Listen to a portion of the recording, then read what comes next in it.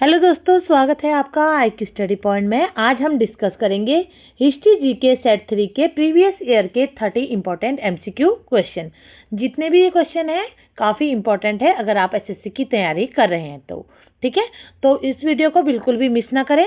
अगर आप चाहते हैं कि आपकी जो तैयारी है काफ़ी अच्छी हो सके तो आपको एक काम करना है कि एक कॉपी और पेन ले लेनी है और मेरे साथ साथ इन क्वेश्चनों के आंसर आपने भी नोट कर लेने हैं। ठीक है, और कमेंट करके लास्ट में मुझे अपना स्कोर बताना है कि आपने इन 30 क्वेश्चनों में से आपने कितना स्कोर किया। ठीक है, तो ज़्यादा समय न लेते हुए वीडियो को शुरू करते हैं।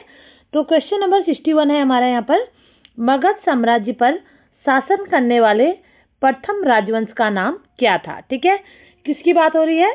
मगध साम्राज्य की बातें हो रही है। और क्या पूछ रहे हैं? शासन करने वाले प्रथम राजवंश का नाम पूछा जा रहा है यहाँ पर। ठीक है, तो इसका राइट आंसर है ऑप्शन नंबर डी, हर्यक वंश। ठीक है, तो मगध साम्राज्य पर शासन करने वाले प्रथम राजवंश का नाम हर्यक वंश था, ये आपको याद रखना है। ठीक है, उसके बाद नेक्स्ट क्वेश्चन है, बौद्ध काल में कितने महाजनपद थे। ठीक है, किस काल की बात हो रही है? बौद्ध काल की। और क्या पूछा जा रहा है? महाजनपद पूछा जा रहा है। ठीक है, तो इसका राइट आंसर है ऑप्शन नंबर सी, 16। तो बौद्ध काल में 16 महाजनपद थे। नेक्स्ट क्वेश्चन है, कौशल महाजनपद 6ठी शताब्दी ईसा पूर्व वर्तमान में किसका एक भाग है। तो किसकी बात हो रही? कौशल महाजनपद की बात हो रही है। ठीक है, जो कि कब था? 6ठी शताब्दी ईसा पूर्व। अब वर्तमान में ये किसका भाग है ये हमें बताना है। ठीक है, विभाजन के बाद। तो इसका राइट आंसर है option number D, Uttar Pradesh का। ठीक है, तो कौशल महाजनपद जो है वो वर्तमान में उत्तर प्रदेश का एक भाग है। नेक्स्ट क्वेश्चन है, झारखंड में पाई जाने वाली लोहे की खदानों ने प्राचीन भारत में निम्न में से किस साम्राज्य के उदय में सहयोग दिया था। तो कहाँ की बात हो रही? झारखंड में पाई जाने वाली लोहे की खदानों की बात हो रही है। ठीक है, तो प्राचीन भारत में किस साम्राज्य के उदय में इन्होंने सहयोग दिया था ये हमें यहाँ पर बताना था। ठीक है, और ये क्वेश्चन कब पूछा गया था? SSC CGL 2023 के फर्स्ट शिफ्ट के पेपर में पूछा गया था। तो इसका राइट आंसर है ऑप्शन नंबर बी, मगध। ठीक है, तो झारखंड में पाई जाने वाली लोहे की खदानों ने जो है प्राचीन भारत में मगध साम्राज्य के उदय में सहयोग दिया था, ये आपको याद रखना है। ठीक है दोस्तों, अगर आप अपनी SSC की तैयारी कर रहे हैं तो आपकी तैयारी तभी बेटर हो सकेगी जब आप मेरे साथ साथ इन क्वेश्चनों को आंसर आप खुद लिखेंगे और कमेंट करके मुझे बताएंगे कि आपने कितना स्कोर किया। ठीक है, उसके बाद देखिए नेक्स्ट क्वेश्चन है, मगध महाजनपद किन नदियों से घिरा था। तो इसका राइट आंसर है ऑप्शन नंबर सी, गंगा और सोन। ठीक है, तो मगध महाजनपद जो था वो गंगा और सोन नदियों से घिरा हुआ था, ये आपको याद रखना है। ठीक है, नेक्स्ट क्वेश्चन है, बौद्ध ने निम्न में से एक पीपल के पेड़ के नीचे कई दिनों तक तपस्या की जहां उन्हें ज्ञान प्राप्त हुआ था। तो वो पीपल का पेड़ जो है वो किस स्थान पर है यहाँ पर हमें ये बताना है। ठीक है, तो इसका राइट आंसर है ऑप्शन नंबर बी, बोध गया, बिहार में। ठीक है, तो गौतम जी को जिस पेड़ के नीचे बैठ के उन्होंने तपस्या की और उन्हें वहां पर क्या हुआ? ज्ञान की प्राप्ति हुई। तो वो पीपल का पेड़ किस जगह स्थित है? तो बोध गया, बिहार में स्थित है, ये आपको याद रखना है। ठीक है, नेक्स्ट क्वेश्चन है, मौर्य साम्राज्य के नगर प्रशासन के संदर्भ में निम्नलिखित कथनों पर विचार कीजिए। ठीक है, यहाँ पर 4 कथन दिए गए हैं, इन्हें विचार करके मौर्य साम्राज्य के प्रशासन के संदर्भ में कौन सा कथन सही है ये हमें बताना है। ठीक है, तो पहला ए ऑप्शन दिया गया है, मेगस्थनीज ने मौर्यकालीन नगर प्रशासन पर प्रकाश डाला था। ठीक है, और दूसरा दिया गया है बी ऑप्शन, नगर परिषद को 6 समितियों में विभाजित किया गया था। ठीक है, और सी ऑप्शन दिया गया है, नगर प्रशासन सुनियोजित था। ठीक है, और छठा दिया गया है, नगर प्रशासन सुनियोजित था। ठीक है, तो इनमें यहाँ पर 4 ऑप्शन दिए गए हैं, तो इन कथनों में से कौन सा कथन सही है ये हमें बताना है। ठीक है, तो इसका राइट आंसर है ऑप्शन नंबर सी, ए, बी और सी। ठीक है, यानी कि ये 3 ऑप्शन दिए गए हैं, ए, बी और सी, ये तीनों कथन जो है मौर्य साम्राज्य नगर प्रशासन के संदर्भ में सही हैं। नेक्स्ट क्वेश्चन है, सम्राट अशोक के निम्नलिखित में से किस शिलालेख में कलिंग युद्ध का वर्णन है? ठीक है, तो किसकी बात हो रही है? कलिंग युद्ध की बात हो रही है कि वर्णन जो है सम्राट अशोक के किस शिलालेख में है, ये हमें बताना है। ठीक है, तो इसका राइट आंसर है ऑप्शन नंबर ए, शिलालेख 13 में जो है इसका वर्णन किया गया है। किसका? कलिंग युद्ध का। ये आपको याद रखना है। ठीक है, नेक्स्ट क्वेश्चन है, निम्नलिखित मौर्य साम्राज्य राजाओं में से पीरियदसी नाम किससे संबंधित है? ठीक है, कौन सा नाम पूछ रहे हैं? पीरियदसी नाम पूछ रहे हैं कि किससे संबंधित है मौर्य राजाओं में से। ठीक है, तो इसका राइट आंसर है ऑप्शन नंबर सी, अशोक। ठीक है, तो मौर्य राजाओं में से जो पीरियदसी नाम है वो अशोक से संबंधित है। नेक्स्ट क्वेश्चन है, बौद्ध वास्तुकला में स्तूप को श्रद्धांजलि अर्पित करने के लिए भक्तों के लिए पैदल मार्ग क्या कहलाता था? तो किसकी बात हो रही है यहाँ पर? बौद्ध वास्तुकला में स्तूपों की बात करी कि जब स्तूपों को क्या दिए जाते हैं, श्रद्धांजलि अर्पित की जाती है, तो उसके लिए जो भक्तों को पैदल मार्ग होता है उसको क्या कहलाता है, ये हमें बताना था। ठीक है, और ये क्वेश्चन एसएससी एमटीएस 2022 के आफ्टरनून शिफ्ट के पेपर में पूछा गया क्वेश्चन है। तो इसका राइट आंसर है ऑप्शन नंबर ए, मैथी। ठीक है, तो बौद्ध वास्तुकला में स्तूप को श्रद्धांजलि अर्पित करने वाले भक्तों के लिए पैदल मार्ग जो है मैथी कहते थे। ये आपको याद रखना है। नेक्स्ट क्वेश्चन है, रामभर स्तूप वह स्थान जहां गौतम बुद्ध का अंतिम संस्कार किया गया था, भारत के किस राज्य में स्थित है? ठीक है, किसकी बात हो रही है? रामभर स्तूप की बात हो रही है। वहां पर क्या किया गया था? भगवान बौद्ध का अंतिम संस्कार किया गया था। तो वो भारत के किस राज्य में स्थित है, ये हमें बताना है। ठीक है, तो इसका राइट आंसर है option number D, Uttar Pradesh. ठीक है, तो ये जो स्थान है वो उत्तर प्रदेश राज्य में स्थित है। ठीक है, नेक्स्ट क्वेश्चन है, लायन कैपिटल का निर्माण बौद्ध के किस ऐतिहासिक घटना की समिति में बनाया गया था? ये क्वेश्चन एसएससी एमटीएस 2022 के मॉर्निंग शिफ्ट के पेपर में पूछा गया क्वेश्चन है।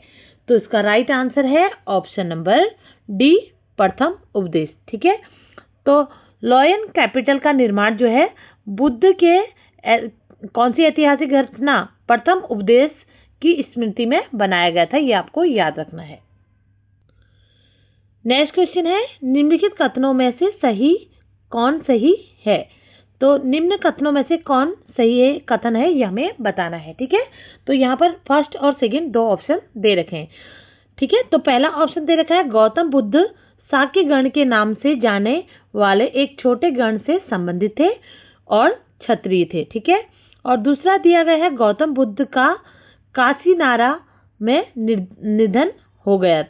तो इन दो कथनों में से कौन सा कथन सही है, ये यहाँ पर हमें बताना है। ठीक है, तो इसका राइट आंसर है ऑप्शन नंबर डी, ए, फर्स्ट और सेकंड दोनों। ठीक है, यानी कि पहला ऑप्शन और ये सेकंड ऑप्शन, ये दोनों ही कथन सत्य हैं। किसके संदर्भ में? गौतम बुद्ध के संदर्भ में। ठीक है, नेक्स्ट क्वेश्चन है, सबसे पहले बौद्ध ग्रंथ किस लिखे गए थे? तो जो सबसे पहले बौद्ध ग्रंथ लिखे गए थे वो किस भाषा में लिखे गए थे, ये हमें यहाँ पर बताना था। ठीक है, तो इसका राइट आंसर है ऑप्शन नंबर ए, पाली। ठीक है, तो बौद्ध ग्रंथ जो सबसे पहले लिखे गए थे वो पाली भाषा में लिखे गए थे। सीधा ही बोलो। आई होप दोस्तों आप भी अपने आंसर जो है नोट कर रहे होंगे। उसके बाद नेक्स्ट क्वेश्चन है, गांधार कला शैली निम्न में से किस यूरोपीय राष्ट्र की कला से प्रभावित थी? तो किसकी बात हो रही है?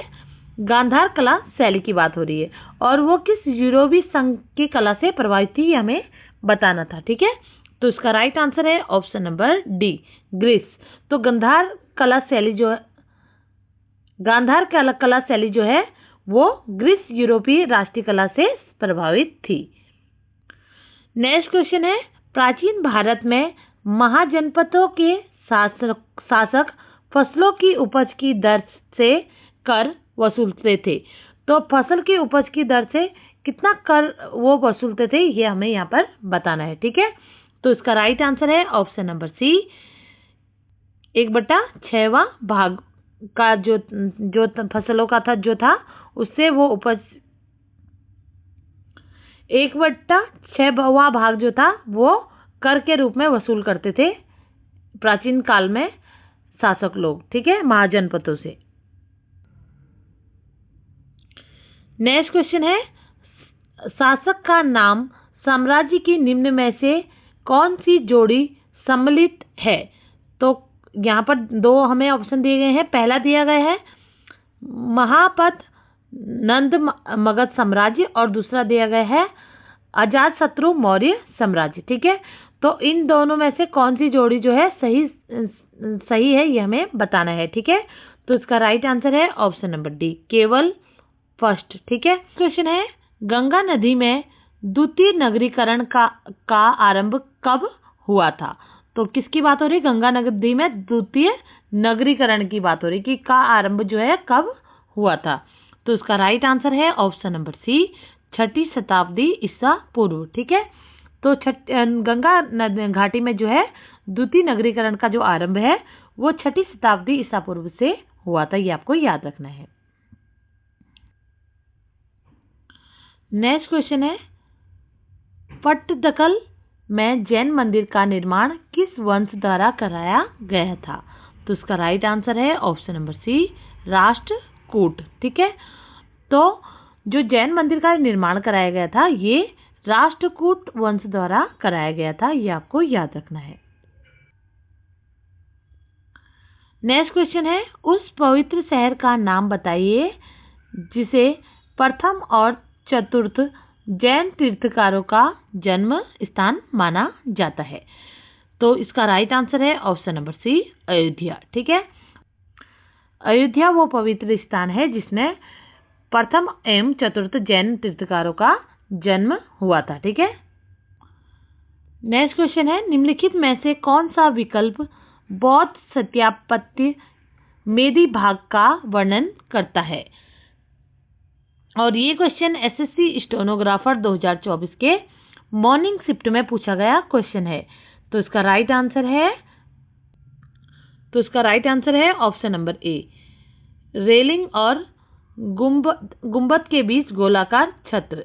ठीक है, तो रेलिंग और गुंबद के बीच जो है गोलाकार छत्र बौद्ध सत्यापत्य के मेदी भाग का वर्णन करता है।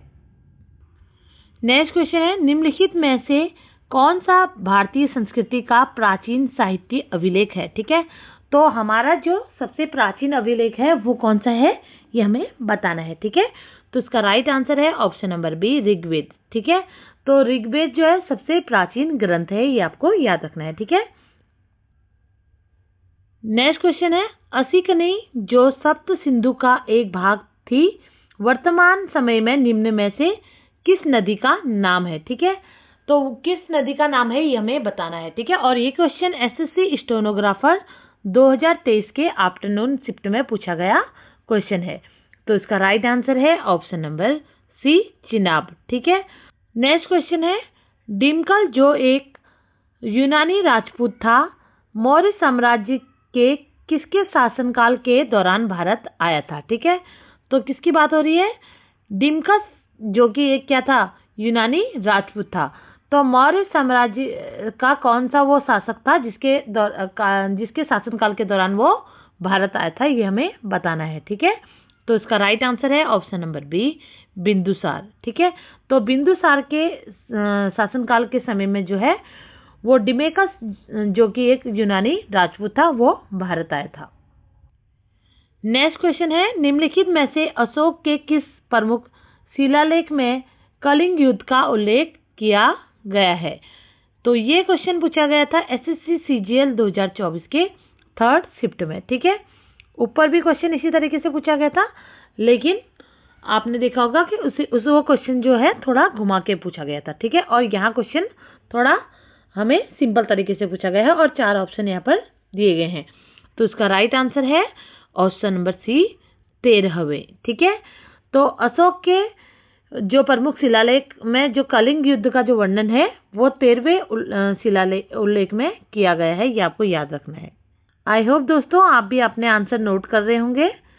उसके बाद देखिए नेक्स्ट क्वेश्चन है, निम्नलिखित में से कौन आमतौर पर मौर्य के अधीन प्रांतीय प्रशासन का नेतृत्व करता था। ये क्वेश्चन एसएससी सीजीएल 2024 के 3rd शिफ्ट में पूछा गया क्वेश्चन है, ठीक है। तो कौन वो था जो कि आमतौर पर मौर्य साम्राज्य के अधीन प्रांतीय प्रशासन का नेतृत्व करता था, ये हमें बताना है, ठीक है। 4 ऑप्शन यहाँ पर दिए गए हैं, तो कौन उसका प्रांतीय प्रशासन का नेतृत्व करता था ये हमें बताना है, ठीक है। तो इसका राइट आंसर है ऑप्शन नंबर बी, कुमार, ठीक है। कुमार जो थे वो प्रांतीय प्रशासन के नेतृत्व करते थे। नेक्स्ट क्वेश्चन है, बौद्ध धर्म में भिक्षुणी बनने वाली प्रथम महिला थी। ये क्वेश्चन एसएससी सीजीएल 2023 के 3rd शिफ्ट में पूछा गया क्वेश्चन है। तो इसका राइट आंसर है option number C, Mahaprajapati Gautami जो थी वो बौद्ध धर्म में भिक्षुणी बनने वाली प्रथम महिला थी। नेक्स्ट क्वेश्चन है, बौद्ध वास्तुकला के संदर्भ में चैत्य का क्या अर्थ है। तो इसका राइट आंसर है ऑप्शन नंबर सी, प्रार्थना कक्ष, ठीक है। तो बौद्ध वास्तुकला के संदर्भ में जो चैत्य का अर्थ है वो क्या है, प्रार्थना कक्ष से है, ठीक है। और ये क्वेश्चन एसएससी एमटीएस 2023 के आफ्टरनून शिफ्ट में पूछा गया क्वेश्चन है। नेक्स्ट क्वेश्चन है, संघ में रहने वाले बौद्ध भिक्षुणी के लिए बनाए गए नियम निम्न में से नामक ग्रंथ में मिलते हैं। तो संघ में रहने वाले जो बौद्ध भिक्षुणी हैं उनके लिए जो नियम बनाए गए हैं उनका जो है, संघ में रहने वाले जो बौद्ध भिक्षुणी होते हैं उनके लिए जो नियम बनाए गए होते हैं वो किस ग्रंथ में मिलते हैं वो हमें बताना है, ठीक है। तो इसका राइट आंसर है ऑप्शन नंबर सी, विनय पिटक, ठीक है। तो संघ में रहने वाले बौद्ध भिक्षुणी के लिए बनाए गए जो नियम हैं वो विनय पिटक नामक ग्रंथ में मिलते हैं। नेक्स्ट क्वेश्चन है, ये लास्ट क्वेश्चन है हमारा, बौद्ध वास्तुकला में निम्न में से कौन सा एक ध्यान कक्ष और भिक्षुणी के रहने का स्थान है। तो इसका राइट आंसर है ऑप्शन नंबर ए, विहार, ठीक है। तो बौद्ध वास्तुकला में जो है एक ध्यान कक्ष और भिक्षुणी के रहने का स्थान जो है वो विहार कहलाता है, ये आपको याद रखना है, ठीक है। तो आज हमने डिस्कस किए हिस्ट्री जीके के 30 इंपॉर्टेंट एमसीक्यू क्वेश्चन। इन 30 इंपॉर्टेंट क्वेश्चन में से आपका कितना स्कोर रहा प्लीज कमेंट में जरूर बताइएगा। इसी के साथ मेरी ये वीडियो यही समाप्त होती है। फिर मिलते हैं एक नई वीडियो के साथ, तब तक के लिए जय हिंद दोस्तों।